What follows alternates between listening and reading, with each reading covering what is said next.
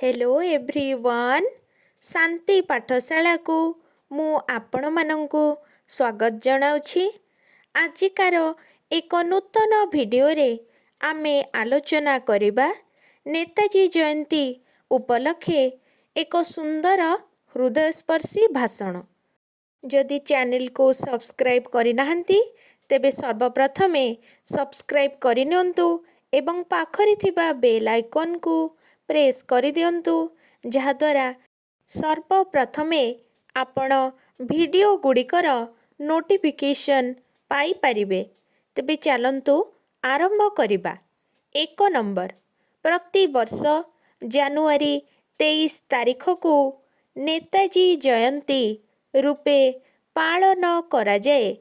2 number Subhash Chandra Bose 1897 मसीहा जनवरी 23 तारीख रे कटक सहरर ओडिया बजार रे जन्मग्रहण करिथिले।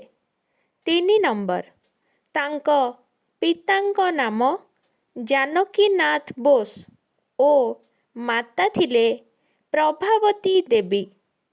4 नंबर सुभाष बोस थिले उग्र स्वाधीनचेता एवं दुस्साहसी दुर्जय वीर संग्रामी।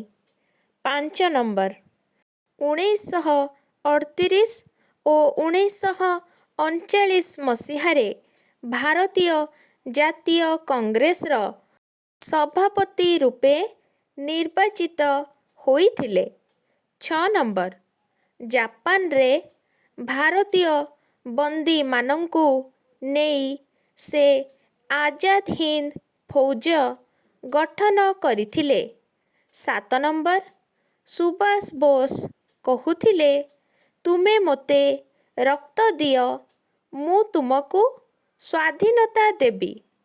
8 नंबर देशप्रेमी स्वाधीनचेता Subhash Bose Indian Civil Service भली चाकिरी को त्याग करी स्वाधीनता संग्राम रे जोग देले। 9 नंबर 1945 मसीहा अगस्ट 18 तारीख रे सुभाष रूस जीवा पाई साइगन रे उड़ाजाहाज रे बसिले मात्र ताहा दुर्घटनाग्रस्त हेला। 10 नंबर स्वाधीनतार लक्ष्य नेई जीवन को उत्सर्ग करी देइथिबा सुभाष बोस को ए देश केबे भूली पारिबो नाही।